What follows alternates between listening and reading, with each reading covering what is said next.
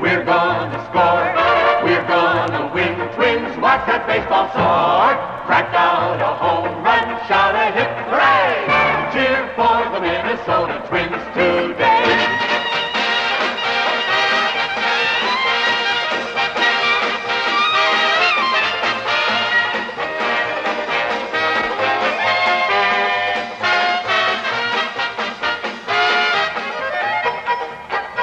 Welcome to Aimless TV. I'm your host, Richard A. Claddy. Tonight I have a special guest, Bob Showers. Bob, welcome to the show. Hey, Richard. Thanks for having me. Oh, great. Now, I understand you've written a book, The Twins at the Met. Bob, how did this book come together? Well, starting off with me being a passionate Twins fan, first and foremost.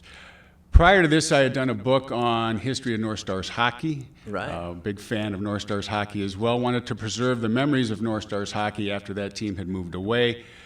Went with a publishing company in Edina that deals with first-time authors, kind of teaches them the book-building business. I had never done a book before, that North Stars book.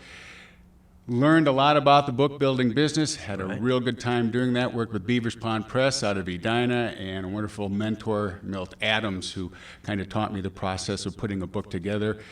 Had so much fun doing that I wanted to preserve the memories and the history of Metropolitan Stadium and Twins baseball, which I just love so much. And what a great stadium it was. And people probably don't know, but this goes back to the early 60s when it was built in the 50s, right? Is that correct? Groundbreaking was in June of 1955. 1955. 160 acres of land were purchased by the Sports Commission back then.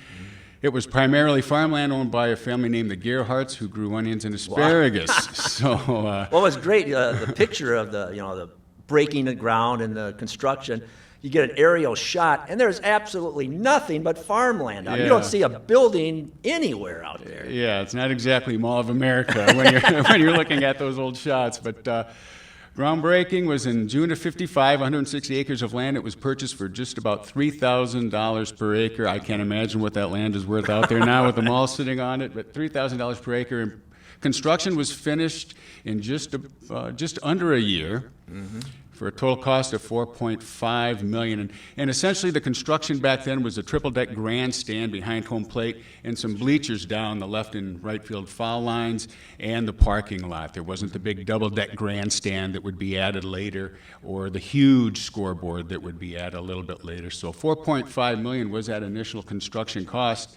And then beginning in April of 1956, the Minneapolis Millers called Met Stadium home. So Twins didn't arrive till 1961, the Washington Senators franchise moving and becoming the Twins. So was the thinking back then that we're going to build this stadium and then the major leagues will someday come? Well, yeah, there was a hope that they might be able to attract Major League Baseball. No guarantee, and it was primarily something to house the Millers and to have some good games between the Millers and the old St. Paul Saints. So well, did the Millers have their own stadium in Minneapolis? Yeah, they were down Eclectic Park. Now you're going back before my time. They needed to expand. That's somebody else's book. Okay, so the stadium got built, and yeah, for the first 5 years it was home to the Millers. So they were a New York Giants farm team. And when the New York Giants moved to become the San Francisco Giants, they dropped the Millers as an affiliate. Okay. The Boston Red Sox came in and scooped up the Millers as their farm team. So for those first 5 years of the stadium's existence, it was a AAA ballpark and then became a Major League ballpark in '61. And that's when they added the bigger grandstands down the right field line and kind of the Tinker Toy grandstands down the left field line. So back in the day, if you went to see some of these minor league games, you'd see stars like Willie Mays for the Giants. Yeah, Carl Yastrzemski, sure. a lot of big leaguers came here. Exactly. In fact, Harmon Killebrew, one of his favorite little trivia questions to ask people was, when did I hit my first home run at Metropolitan Stadium? Well, that's got to be, 1961? Right. That's what everybody would say. Washington Senators came to Minnesota. No, it was 1961? 61, okay. Yeah. Well, that had to be it then, right? Well, that's what everybody would say, and Harmon would say it was a trick question. He said, I hit my first home run at the Met in 1958.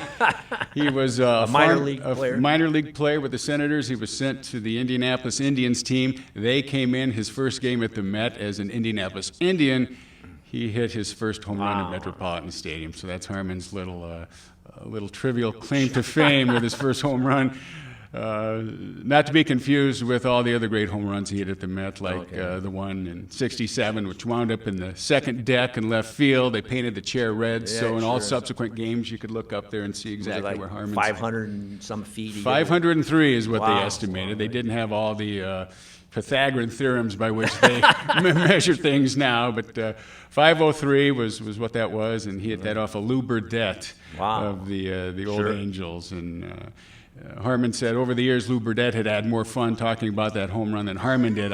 Lou Burdett would tell people he tried to fool Harmon with the knuckleball. He said, it's the only knuckleball I threw all year, and big wind blowing out, and that's why it went into the upper deck. Got a fat one right down the middle. Harmon says, I seem to remember it was a calm day, and he threw me a fastball. But he said, I have no idea why. Well, I've got a short Harmon Killebrew story, because I went out to the old Met when I was like 7, 8 years old. You could take a bus out there, of course, or your parents would drop you off and pick you up later. And a whole different time. So I'm sitting out there, I think it was a doubleheader. And I'll never forget, the sun was setting and the sun was right in my eyes, and Harmon hits a line drive home run. It's coming right at me, and I see it go into the sun. And I go, what the hell? And I duck, bam, right behind me. Would have took my head off. Some other guy got the ball right behind me. Would have created another red chair. Just, But I mean, it was a great era. Outdoor baseball, Bloomington, and then there's all, like you say, I'm sure there's like tailgating stories. Yeah, the way I put the book together was using photos. So I was able to approach the Twins front office with the idea of doing this book, and I knew I wanted it to be a photo-driven book. I love old photos and the power that photos have to evoke memories. So I went to Dave St. Peter, the president of the Twins. I had just done the North Stars book, and so Dave was familiar with the kind of product that I was going to produce. And I didn't ask the Twins to finance it. I financed the books completely myself as an independent author, like I said, with Beaver's Pond Press. And I told Dave that I would finance the book, but what I needed from the Twins was access to their photo files and help in setting up my interviews with the gentlemen who I wanted to, comment in the book. Harmon Killebrew, Rod Carew, Frank Quillisi, Tony O, a lot of the guys synonymous with Metropolitan Stadium, Burt Blyleven. So I asked Dave for access to the photos and help in setting up those interviews, that I would donate a portion of the proceeds to the Twins charity, the Twins Community Fund. So Dave signed off on that right away. So I had a wonderful time getting complete access to all the Twins' old photos and going through these filing cabinets and coming up with gems of photos and color slides and black and white transparencies, all kinds of things. So a lot of photos probably never before seen anywhere. Yeah, many of them had not been. The Twins communications staff does a really good job, but we're talking hundreds and hundreds of old photos, and no one had really gone through them with a fine-tooth comb, such as I was doing, because I knew I wanted to use these photos in my interviews to really unlock the memories. You had a slice of history there, and you right in your hands that nobody else has ever seen. I did, and I tell you what, it was a real privilege and something that I just didn't take for granted, that I was being given this access. So you mentioned the things synonymous with the ballpark. Those were like the chapters that I wanted the guys to talk about. So I would gather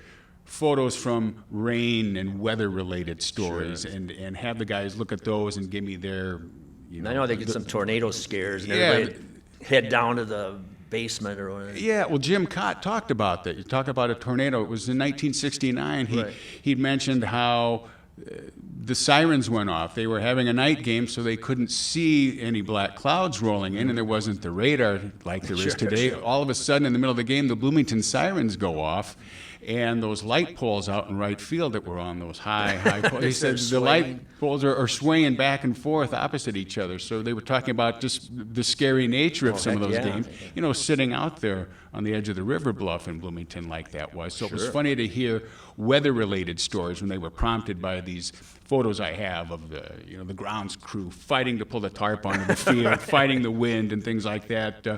Burt Blyleven told a story from the summer of '76.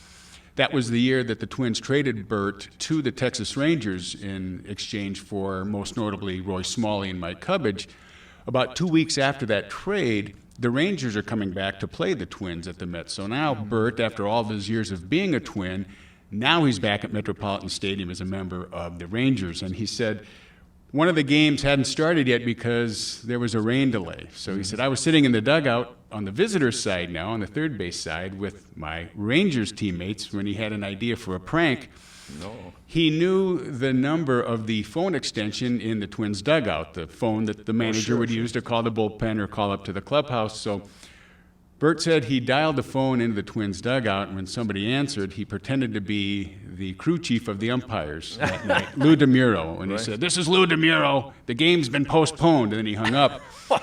Bert says, me and my Texas teammates just started laughing because we saw all the Twins players gather up their equipment and start heading out and clearing out of the dugout, and the bat boys picking up the pine tar and the donuts and everything and clearing out. Sure. And so that was his way of pranking his former teammates by having them go up into the locker room thinking the game was postponed. And Bert said he found out later that in the locker room, as the guys were getting out of the uniforms and getting showered and cleaned up, ready to go home, thinking the game had been postponed, Gene Mauch, the Twins manager at the time, came out of his manager's room, and Bert says Gene Mauch knew better. Gene Mauch knew that call wouldn't go to the dugout. That call would have been placed to the manager, and he said Gene Mauch really gave his players a hard time, saying, that wasn't Lou DeMuro, that was Bly-Levin. Now get your uniforms back on and get out there. So well, Mauch was from the old school, too. I'm used to use some colorful language. Yeah. I think Bert said there was a few, maybe a few expletives that had to get let out of that story, but rain stories. The other thing that was very synonymous with Metropolitan Stadium was the parking lot. It wasn't just a parking lot. It was a scene of a lot of fun and tailgating and campers weekend when they would set aside a weekend usually after the All-Star game in late July or August and invite people from all over the upper Midwest. And that was really huge. Come on down, and they would have just thousands of campers out there in that kind of southeast corner of the parking lot. It just turned into a small city of campers, and after the games on Friday nights, they would bring out a movie screen and have movies. Sure. They would have dances and things like that to entertain all the folks that had driven from Wisconsin or the Iowa, the Dakotas, Canada to come down and take part in that. And so it was fun to hear guys talk about being a part of that as well. Jim Cott said that he would rent his own Winnebago and like to go out and be a part of the campers out there. And the players were they'd come out and socialize. Get their autographs. It was such a family atmosphere, and Frank Quillisi was talking about Campers Weekend and why it came to a very quiet demise without any fanfare. Why would that happen? I mean, it was such a big event. Frank said things were getting a little bit rowdy. The campers were going to get a little rowdy, and that the sheriff's department was concerned about the level of prostitution. And when Frank laid that on me, it kind of caught me off guard. So I didn't go for any darker side. I didn't go for any more details on that one. But the other thing about the parking lot with the tailgating was, for us youngsters that were out there like you, going out in the mid-'60s, and my first game there was in 1971 when I was 10 years old. At the time I was living in Waterloo, Iowa, and it was a 3-hour road trip, but it was just all I wanted to do in the summer was come up to Twins games, and fortunately had parents that loved baseball and coming up to the game, so it was a real easy trip for us to make. And the tickets were so cheap. The price was right. Go sit in the bleachers for $1 or something. But what we could do after the games as kids and getting autographs, nothing like today. Oh, yeah. I was just at Twins Fest over the weekend. If you want to get Joe Mauer's autograph or Max Kepler's autograph, you're going to have to stand in a long line, and you're going to have to pay money.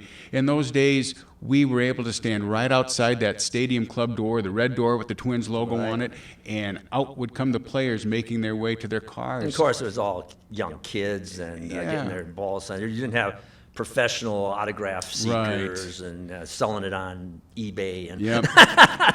And there was no security, there was no rope line, there was nothing separating us from the ball players. Those were different times, just everything was just more down home.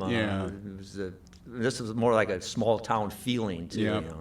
And it was fun to have photos that I did of the parking lot scene with the autograph seekers and kids like us, and to listen to the way that the players really embraced and enjoyed that. They didn't look upon it as an imposition at all. They looked upon that as a way to really bond with the fans. And Rod Carew just said he never minded one bit getting mobbed like that. And he even enjoyed stopping at people's post-game tailgate parties. There would always be folks saying, come on over, and maybe they had a big pot of chili if it was a cold evening, or hot dogs, and enjoy a cold can of Ham's beer or something like that.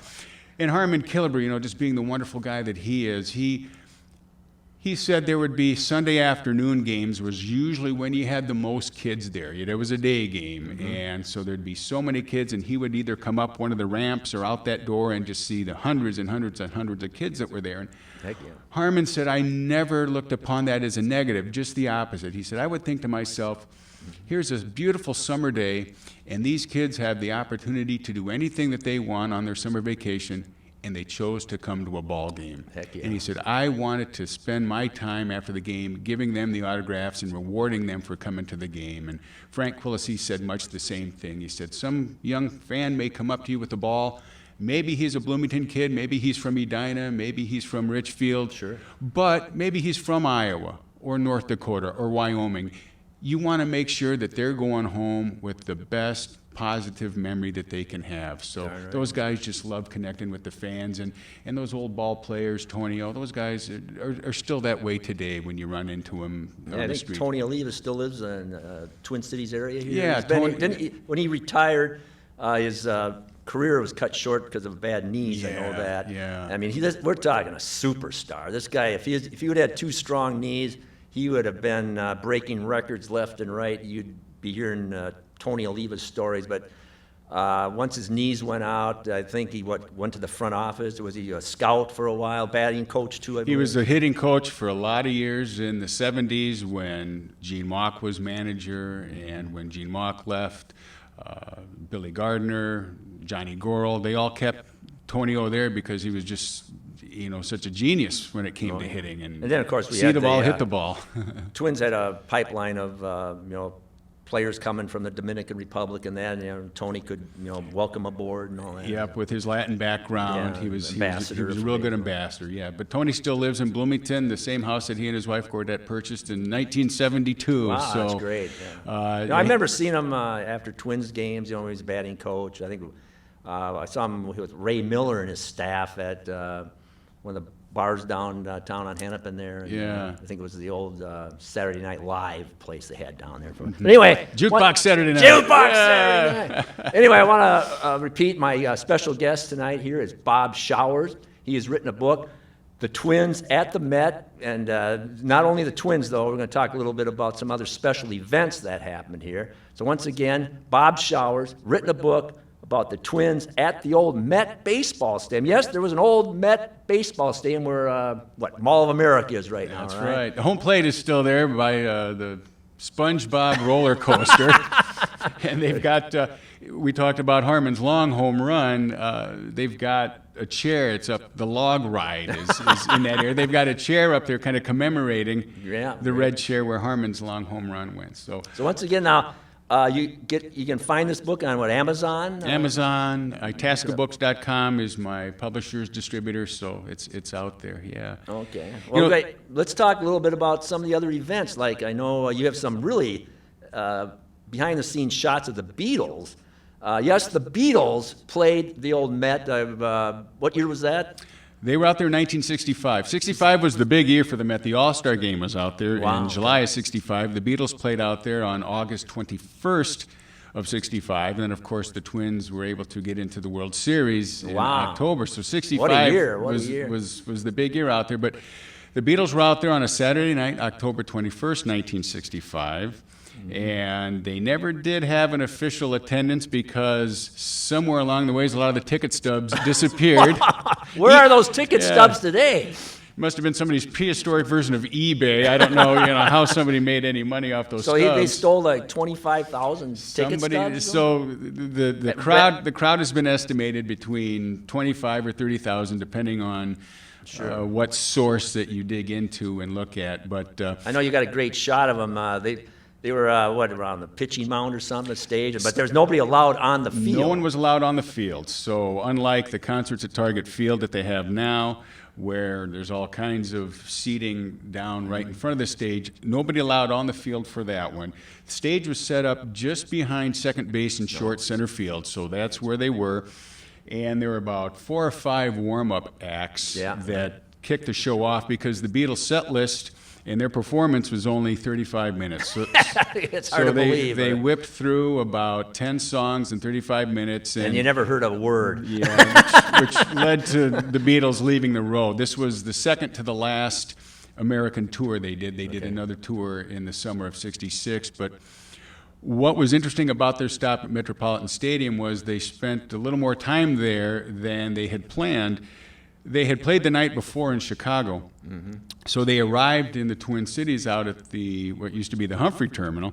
They arrived out there at about 11 o'clock Saturday morning, the day of the show, and the Beatles' manager, Brian Epstein, had heard that the hotel downtown where they were going to stay, the Leamington, at that point, late Saturday morning, was already swarmed with fans hoping to get a glimpse of the band. Thousands of teenage girls, coming in, young girls.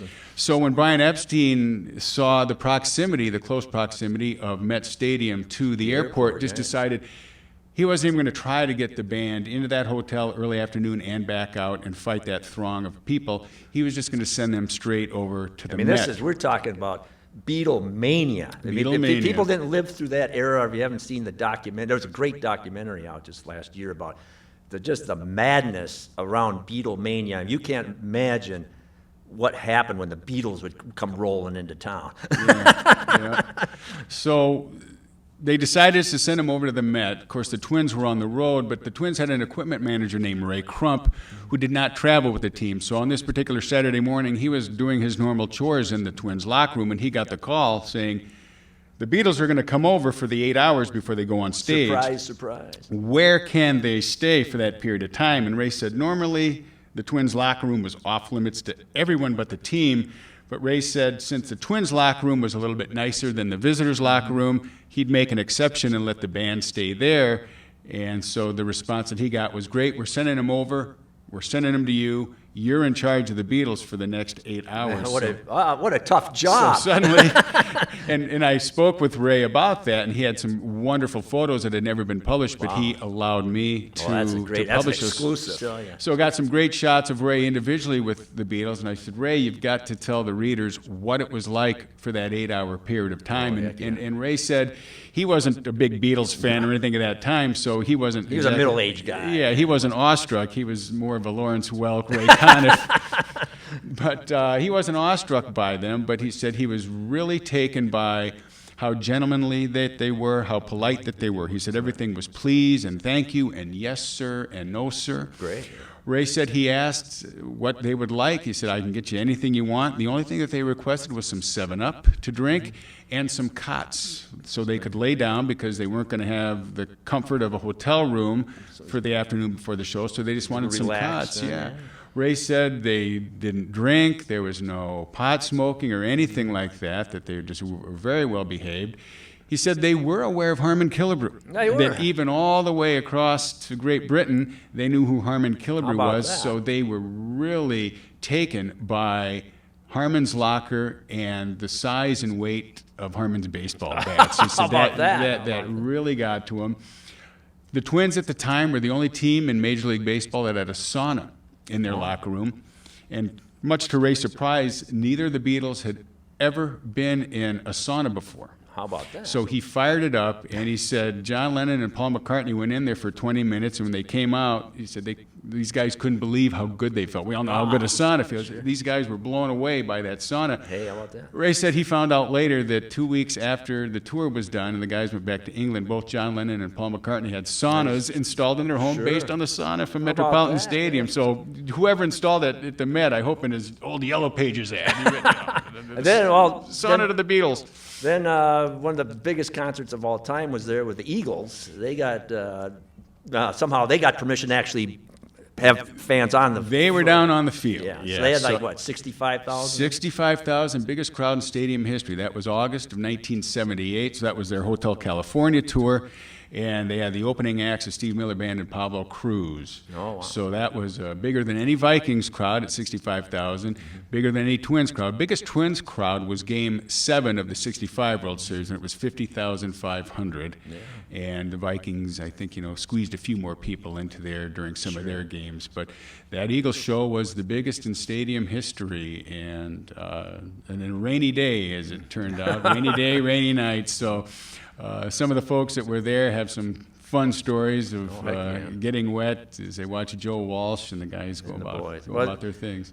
We're winding down here. So once again, you got exclusive rights to a lot of these pictures that have never been seen before. Yeah. And then you went to the players and you said, hey, look at some of these pictures. And that's kind of how some of the stories came out. You said, hey, look at some of these pictures of these old ball players. Yeah. And what did you say? There was how many Twins players? 263 different players for the Twins in the Met Stadium era. So whether it was the most significant, like Rod or Harmon, or a lesser-known guy like Sergio Ferrar or Bud Bloomfield. Sure. You never knew what photo would evoke a memory, so I was able to get the headshot of all 263, and then that's what I used in my interviews. I had those made in just a 3x5 print, put in a good old-fashioned photo album, and just asked the guys to go through and look at all of those photos and kind of like and the stories they could tell. The psychology exercise of free association. When you look at this photo, what's the first story that pops into your mind? And so I just had a tape rolling as those guys told stories. A lot of them, they said, had never been told before, and it wasn't until seeing that face all these years later that something popped into their heads. So a lot of good, fun, candid comments that came from those photos, and I had the guys read their stories before I printed them so they would have the opportunity to, if maybe they told a story they wish they hadn't, to delete that story. And that came into play when I interviewed Rod Carew. He was very meticulous and painstaking in going through and talking about all of these guys. He had so much to offer, but he came upon a photo of a relief pitcher we had for 1 year in 1972 named Dave LaRoche. Okay. And Rod gets to this photo and he kind of pauses and this sour look comes over his face and he says, Dave LaRoche, and he shakes his head. He said, I've never told this story before, but I got in a fight with Dave LaRoche in the locker room out in Oakland one day. So I sit back in my chair and I'm thinking, I'm going to get a never told locker room fight story with Rod Carew. This will be great. Rod goes on to say, Dave LaRoche was the most negative teammate I had in all my years of baseball. He said, the guy never stopped complaining. He said, we were out in Oakland on a road trip. We'd been on a little losing streak, so we had a players-only meeting, and whenever one of our guys stood up to make a point, LaRoche would cut him off. Wow. Rod said it went on and on and on and on. Finally, I couldn't take it anymore. He blew. Rod said, I said to LaRoche, Dave, are you going to let the guys talk or not? LaRoche looked at me and said, no, I'm not. What are you going to do about it? Rod said, I challenged him to a fight. He said, in the back of the locker room in Oakland, there was a walk-in closet. Really? I said, Dave, let's go in and let's settle this thing, you and me. So Rod said, I let LaRoche walk in, and then I slammed the door shut, turned the light off, and just started wailing away on him. So now I'm thinking, not such a neat story after all. It's kind of inflammatory toward LaRoche, and it doesn't make Rod look real good either. So I didn't get excited that would be in the book, because I figured when the time came, Rod would want me to hold that back. But I had a chance to see him a few weeks later and present him the interview. And he lives out in Southern California, and I said, Rod, just take this back and read through this, and you let me know if there's anything you want me to hold back, and I promise I'll delete that from consideration. And Rod called me about a week later, and he said, Bob, I read the interview, and it looks great. You have my permission to use any story that you'd like. And I thanked him, of course, and told him what a thrill it was to spend the time with him, but I said, I've also got to tell you, I'm a little bit surprised. That Dave LaRoche story you told me, I thought, sure, you were going to want me to kill that. Rod said, no, that son of a bitch, I want it in there. Well, that's a great story to end on, Bob. I can't believe how fast this half hour went here. I'm Richard A. Claddy, here for Aimless TV. My special guest has been Bob Showers, who has written the book, The Twins at the Met. Bob, thanks again for coming in. My pleasure. Thank you. Okay. And we'll see you back for part 2 of The Twins at the Met.